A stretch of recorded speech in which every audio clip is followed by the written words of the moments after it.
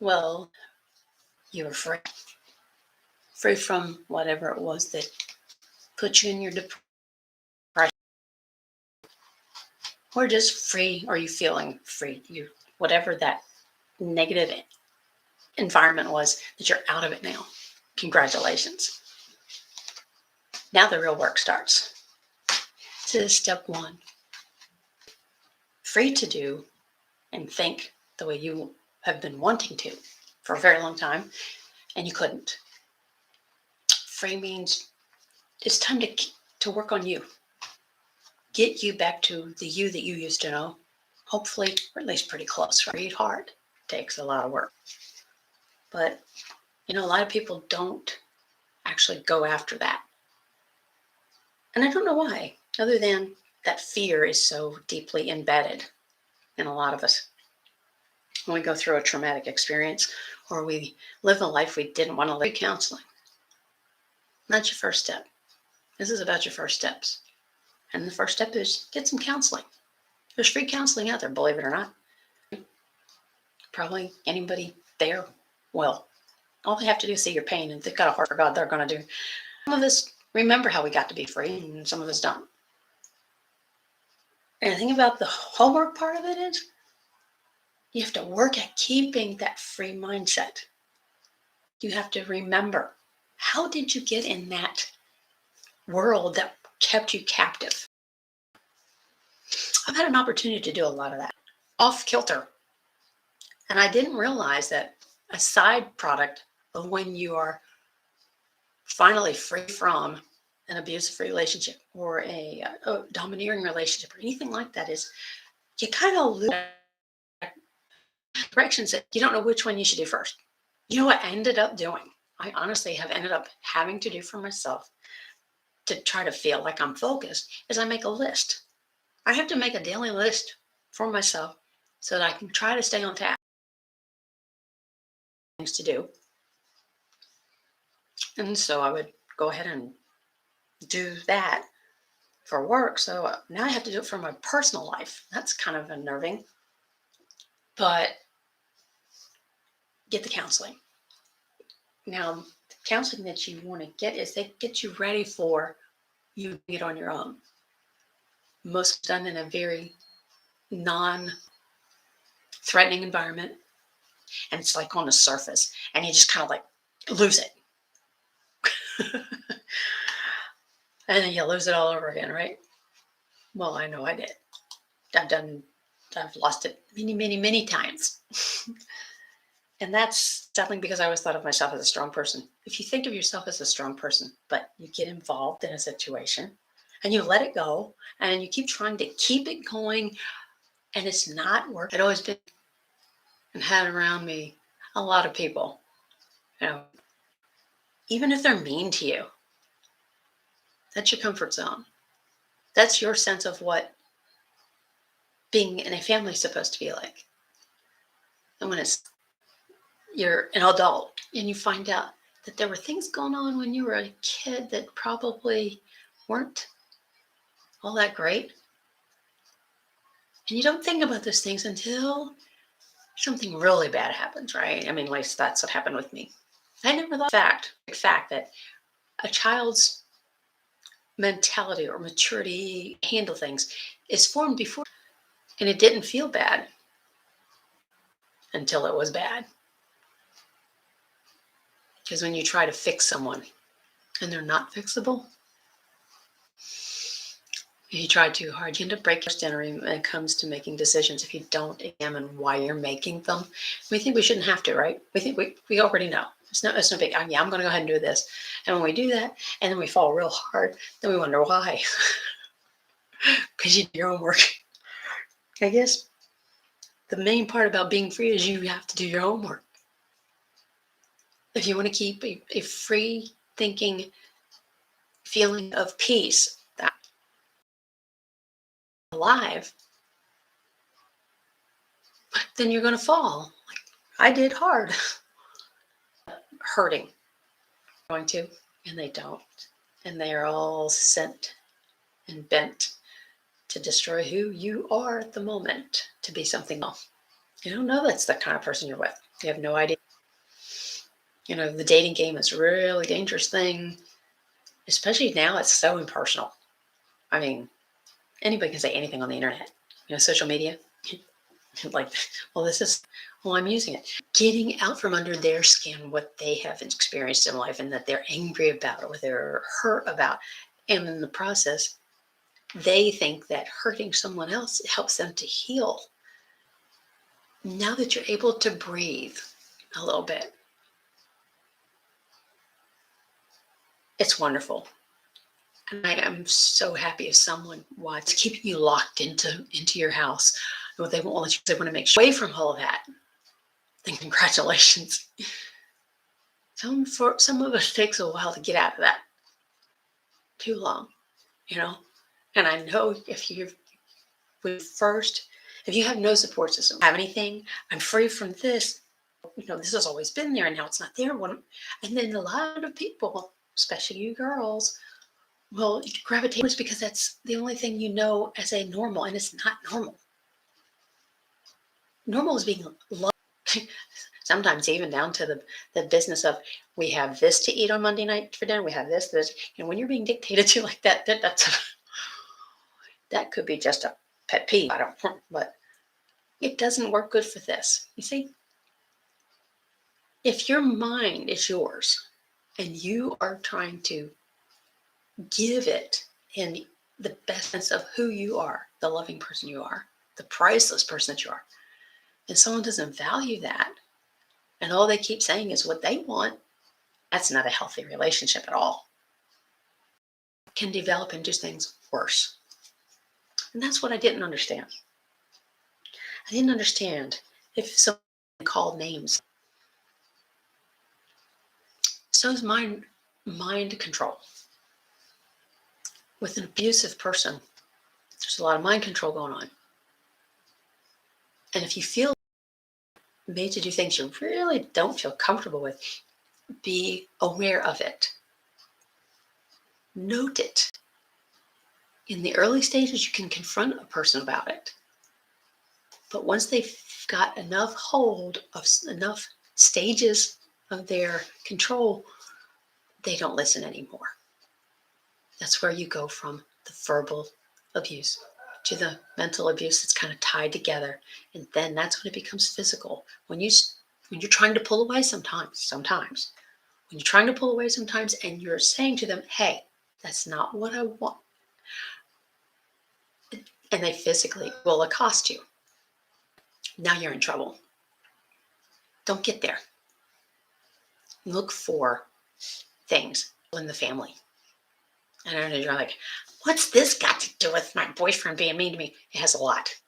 What's this got to do with my husband screaming? It's got a lot. It has a lot to do with it. And how much do you know about the way he or she grew up? Because this applies to guys too. Guys get abused, not just women. More women than men. The statistics are women are more likely to be. And I hate to go down this road. I hate to take something that happened not so long ago, like 8 years ago, it's happened to me, and have to go back 50 years.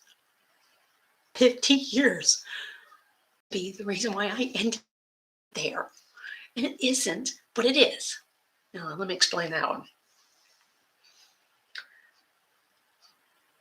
The environment that you grow up with, the people who are closest to you, if they're always loving, and yeah, they kid around this and that, but if they don't keep going over and over certain aspects of you, describing that ball rolling, then that's just a hit or miss.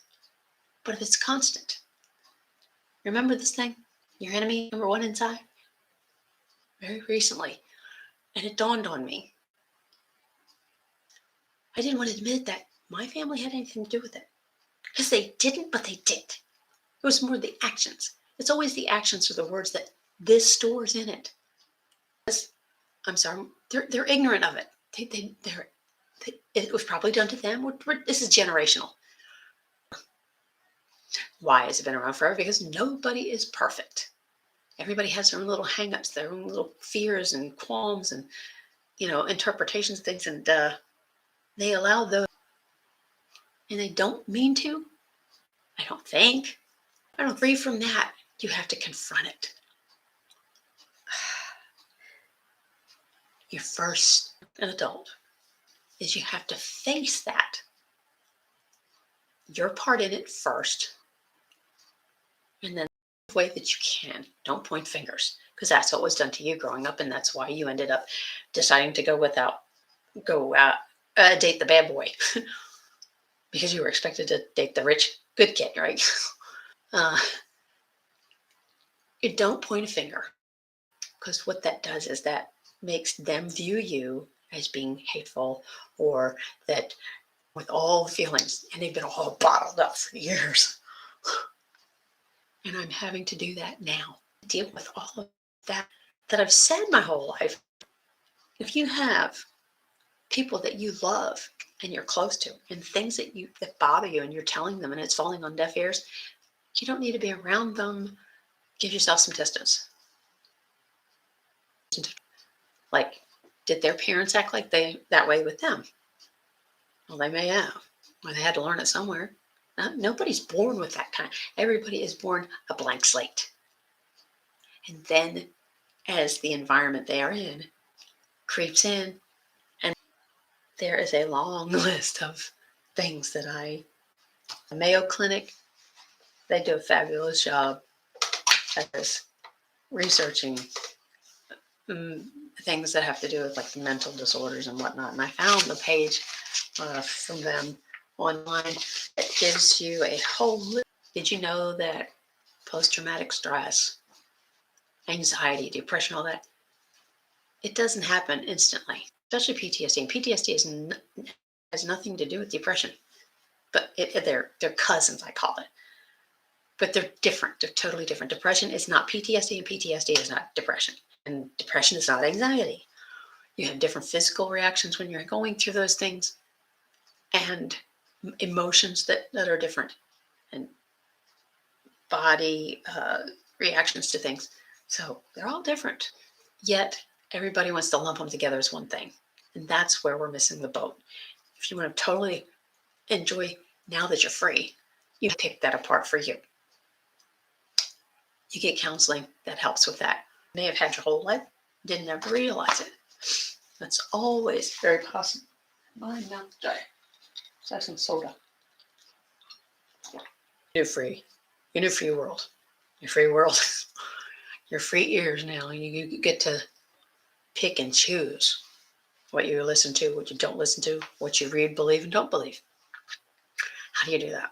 Well, after you've seen and gotten some counseling, it'll do it. So you need a good 3 months. 3 months of really solid counseling. And during that time, you'll be given tools. I was given homework on how to work. So you have to learn about you. When you go to they may suggest, obviously a lot of times this kind of hand in hand. You have the counseling, and then you have the medical doctor part for evaluation of things that you're suffering from or not suffering from. If there's a physical act to it, you can be guaranteed it's post-traumatic stress. No doubt about it. If the person never put any hands on you, it's just been kind of like verbal. There's been verbal abuse, which is also a type of mental abuse. How you reacted and what you did when you were feeling like that. And that could be medications or treatment for some of this, but not long term. It's to help you be able to do the therapies they suggest you to do. You want to keep your mind free of all of that, but you have to learn about it. It's smart. You want to stay in a field plane. That's what you need to do. I had no idea, and I didn't know what all this stuff causes. The symptoms for PTSD, just PTSD, it may not pop up for months. The shortest time frame is like 30 minutes before it goes full blown, and that's the same as that might be when that trigger sets it off. There's always a trigger that will set it off for somebody, or several, or just everything just triggers you off. That's when you know right up front. You don't have to wait the 30 days. You can think you're in a depression when it's actually PTSD. But that's nightmares. And I'm hearing this voice when that person's not there. And I'm looking, constantly watching my back. That's post-traumatic stress. That's not depression. Although I want to say, because I'm depressed, I'm episodes. No. I had an anxiety attack. I just thought, but I didn't know it was correlated or connected to PTSD. I've had a few. They're not fun. So to stay free, and free meaning free in the deepest sense here, because this keeps you going. You know, this does. This gives you direction. And if you're not having hard times of some kind, depression doesn't do that to you. But a traumatic situation will. Because everything now is different. Sounds, sights, smells, all that kind of stuff. Avoid them by not being where I know it's going to be, possibility could be, because you have to do that for yourself. You have to sit down and go, okay, you have to relive it. I'm sorry. In a sense of it, you have to relive it. To take this piece of paper that I was given by my counseling lady, but it was not it was not so much about had been abusive to me. It was about me. It was good at the time, it felt like. So I sat with that pain. I didn't want any plot. I wanted to be just like it had always been expected to be. I was given homework, just like and I had to do my homework, even if I hated doing it. So when you're discovering yourself, keep your freedom going up here, remember? It's hard because you start having things in your face and you realize, oh my gosh, this is exactly what I'm going through. I had no idea it affected this. I had a family. Well, you remember when you were 6 and you did that, and you start with a blank look on your face like, what are you talking about? That's me. I had some things told to me many times over years in different family settings, and I had no clue. I didn't remember a single one of them. And the sad thing is, the only things I did remember were the bad things. Well, what does that say about me? If that's you, what does it say about you? Well, if you only remember bad things, that means good things weren't that great. Which means you're probably in a dysfunctional, abusive environment. And you didn't even think of it that way. The thing that's bugging me right now is I'm worried about how my family is feeling now that I'm showing them. That's part of why I ended up the way I am. I'm not blaming. It just happens. But how do you tell your own family? You know, if you hadn't done this, they're going to take it as, so I can't, you know, there are things that when you're in a really bad relationship that happen, and how you internalize it is a direct reflection of how you grew up. Yeah. And if anything, you know, you can have, I've had flashbacks. They're no fun. I've never experienced it. Freedom that you have to know about yourself. So look up, seriously, for your first homework from me. After the counseling and after the doctor said project, and then all of a sudden you see something in the corner of your eye and you have to run over there and do that. And there's no sense of a direction. Look up the symptoms of PTSD, please, for yourself. Your life is priceless. And I just realized so is mine. One thing, that being in an abusive, it's hard to focus. There's feelings of danger where other people don't feel it. You can't help yourself to that peace that you want so bad that everybody deserves. the peace of mind, that peace that just is there, and it's always there to keep stronger.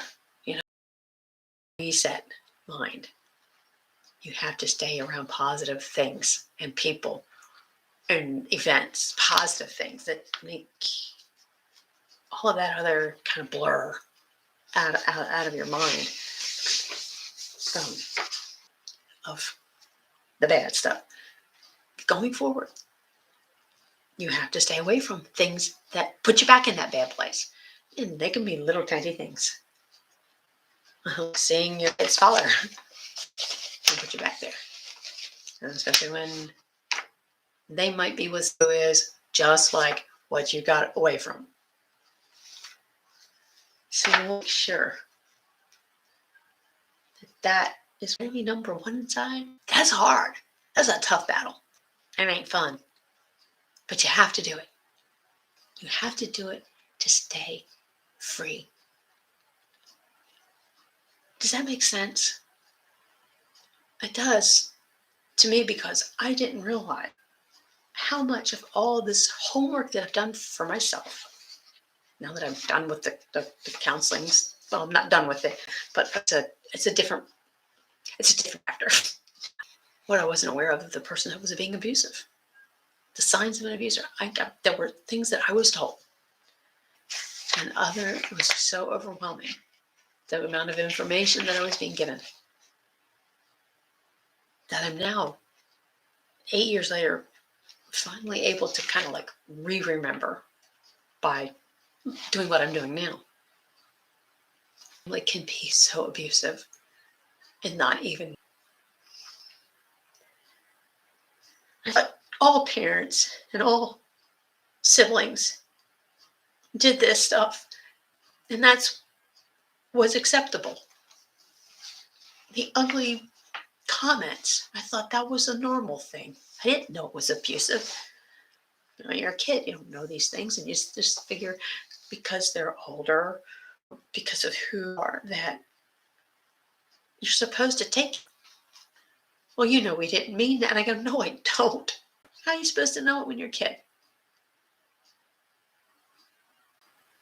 At least that's what I'm hoping and praying, that that's how it is. But here I am, 64 years old, and I know for a fact, though it is abuse, they don't look at it that way. And that's what I had to come to grips with. They don't realize how damaging it was. And I'm not going to tell them,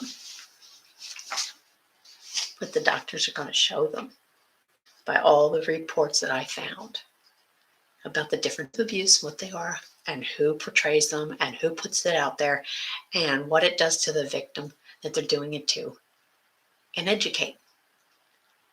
So when you're finding out to keep you free up here, okay? When you find out that information, and had a very big role in why I ended up in my really, really bad environment, away from all of them. One of the first things that you might come across in doing your homework is that there may just said something different about how I actually had a family that rallied around and was trying to, which never happened, because the one family member who was apparently speaking to me on the phone, I don't remember this conversation at all. I really don't. I wish I did now, but I didn't. And because I didn't, the whole situation became something different. I still believed that nobody cared, that it was the same as when I was growing up. It was just like, I could open, and I was told that they knew it, and they just walked away from it, walked away from me. That's how I took it. When I didn't see anyone making any roads to come and get me out of my hell, to rescue me from being possibly killed, you internalize that, right? Well, I may as well be dead, right? May as well. And here I am being told that they cared enough that they wanted to do something, but because I said that two-letter word, I said, wait, you just knew, and you all knew. And I realized, hey, I got to learn more about this, even more than I already had gone in and dug into. So I did. And I didn't like it because it made them look bad. Worse than they'd already been in my mind.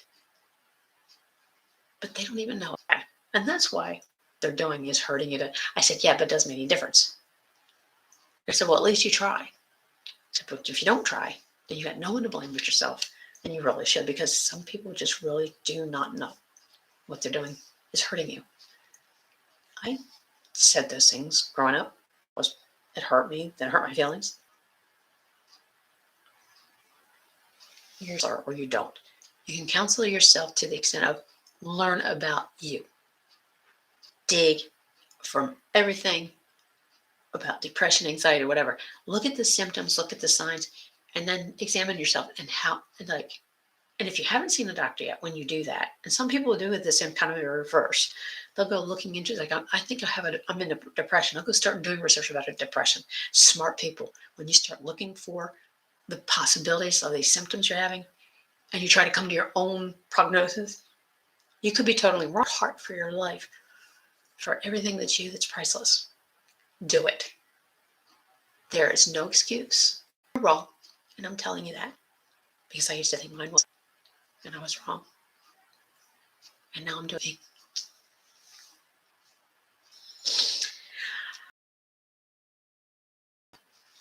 Shocked too many people, and some people it might, and I hope it helps.